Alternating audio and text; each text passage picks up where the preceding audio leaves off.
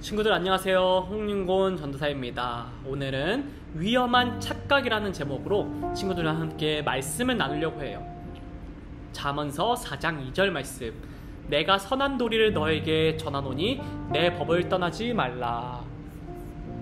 친구들에게 아주 특별한 과일을 소개할게요. 바로 미러클베리라는 과일이에요. 신비한 과일이라고 불리는 이 과일의 이름처럼 정말 놀랍고 신비한 과일이에요.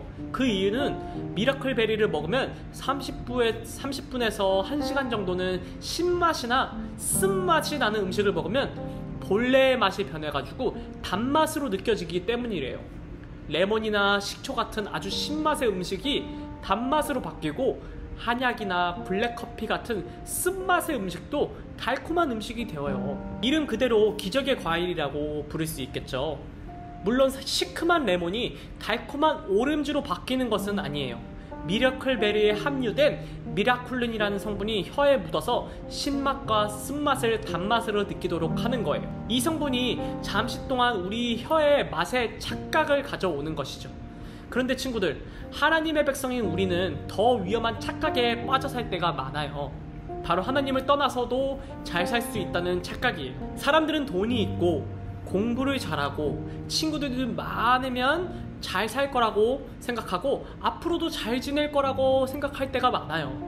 그러고 보면은 조금씩 하나님을 멀리하게 되고, 따라서 우리는 이런 착각을 경계해야 되는 거예요. 그렇다면 우리가 이런 위험한 착각에 빠져서 하나님과 멀어지지 않으려면 어떻게 해야 될까요? 이 질문에 대한 대답이 바로 하나님 말씀에 있어요. 오늘 사사기에 나오는 이스라엘 백성의 이야기를 통해서 하나님이 우리에게 말씀하세요. 함께 읽어볼게요. 하나님을 떠나지 않아요. 여호수아와 이스라엘 백성은 하나님만 섬기기로 결심하면서 하나님과 약속을 했어요. 그리고 여호수아가 살아있는 동안 이스라엘 백성은 그 약속대로 하나님께 순종하며 살았어요. 세월이 지나고 여호수아가 죽고 하나님이 가나안 땅에서 행하신 놀라운 일들을 경험한 사람들도 죽게 되었어요. 이들은 하나님이 얼마나 큰 능력과 은혜로 자신들을 구원하셨는지 직접 경험했기 때문에 하나님과의 약속을 기쁨으로 지키고 하나님께 순종할 수 있었어요. 하지만 세월이 지나 여호수아도 죽고 이들도 모두 죽게 되었어요. 안타깝게도 이들의 자녀들이 하나님이 행하신 위대한 일들을 까먹고 알지 못하게 되었어요. 그래서 하나님만 섬기겠다는 그 하나님과의 소중한 약속을 소중히 여기지 않게 되었어요. 하나님이 이스라엘 백성에게 주신 가나안 땅에는 아직 다른 민족이 남아 있었거든요. 그들은 하나님을 몰랐기 때문에 자기들이 하고 싶은 대로 하면서 마음대로 살았어요. 죄를 짓는 일에도 꺼리낌이 없었어요. 그리고 하나님이 아닌 거짓 신들, 즉 우상을 섬기며 살았어요. 자신들이 섬기는 우상이 농사도 잘 지을 수 있도록 도와주고 부유하고 편안한 삶을 살 수 있게 해준다고 생각했기 때문이에요. 이스라엘 백성들은 가나안 땅에 살고 있는 사람들의 모습이 참 좋아 보였어요. 그들처럼 농사를 지으며 풍요로운 삶을 살고 싶다는 마음이 들었어요.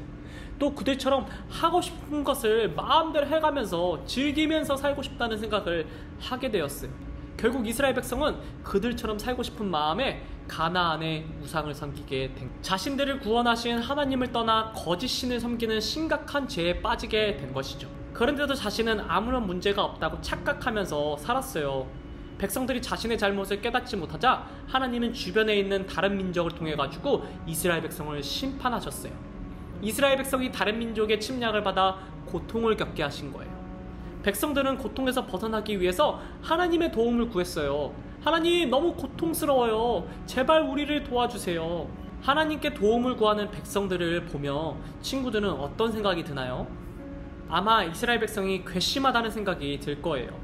자기들 마음대로 살고 싶어서 하나님을 떠날 때는 언제고 이제 와서 다시 하나님께로 도움을 구하나 싶어서 이스라엘 백성이 참 뻔뻔하게 느껴지기도 해요. 하지만 하나님은 도움을 요청하시는 백성들의 기도에 응답하셨어요. 이스라엘 백성의 부르짖음을 들으시고 사사들을 세워서 그들을 고통에서 구원하셨어요. 친구들, 사사가 누군지 아시나요? 사사는 이스라엘을 구원하기 위해 하나님이 특별히 세우신 백성의 지도자예요. 하나님이 사사를 통해서 이스라엘을 구원하시자 평화가 찾아와요. 평화가 계속되자 백성은 다시 죄악에 빠졌어요. 하나님의 약속보다 자기들이 먹고 사는 일에만 신경을 쓰면서 살았어요. 그리고 자신들을 위해 또다시 우상을 섬겼어요. 그래서 하나님은 이스라엘이 다시 하나님께로 돌아오게 하시려고 다른 나라 사람들을 사용하셔서 이스라엘을 심판하셨어요. 그러자 이스라엘은 다시 하나님께 도움을 구하며 부르짖었어요. 그리고 하나님은 또 새로운 사사를 세우셔서 구원하시고 그들에게 응답하십니다. 이러한 일들은 사사기에 아주 여러 번 반복이 돼요. 이스라엘 백성은 계속해서 하나님을 떠나고요, 그들이 하나님 없이 살 수 있다고 착각했기 때문이에요. 그러나 그럴 때마다 하나님은 주변 민족을 일으키셔서 이스라엘을 심판하시고 결국 이스라엘을 다시 하나님 앞에 돌아오게 하셨어요. 하나님은 이스라엘 백성을 끝까지 포기하지 않으시고 그들이 여전히 하나님의 백성이 되도록 지키셨어요. 오늘 하나님은 우리에게도 이렇게 말씀하세요. 내가 선한 도리를 너희에게 전하노니 내 법을 떠나지 말라. 우리도 때로는 하나님 없이 삶이 더 좋고 즐거워 보이는 착각에 빠질 수도 있어요. 하지만 하나님을 따르고 순종하는 삶보다 더 좋은 삶은 없다는 것을 기억해야 돼요. 하나님의 백성은 하나님을 떠나서 살 수 없어요. 만약 그래도 우리가 하나님을 떠나버리려고 하면 사사기의 이스라엘 백성처럼 하나님이 우리에게 고난과 아픔을 주셔서 다시 하나님께로 돌아오도록 하실 거예요. 우리와 함께 하길 원하시는 하나님은 우리를 결코 포기하지 않으시기 때문이에요. 오늘 말씀을 기억하면서 이렇게 다짐했으면 좋겠어요. 시작! 하나님을 떠나지 않아요. 전도사님이 기도로 예배 마무리할게요.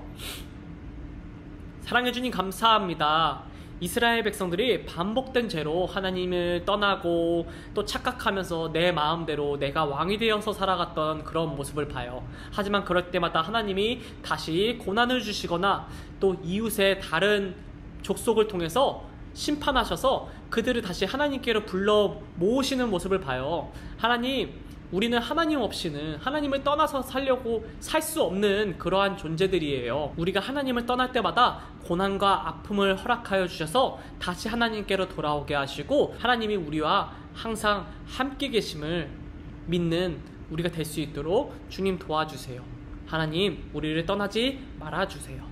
우리와 함께 해주실 주님을 기대하며 예수 그리스도의 이름으로 기도합니다. 아멘. 친구들, 다음 시간에 다시 만나요.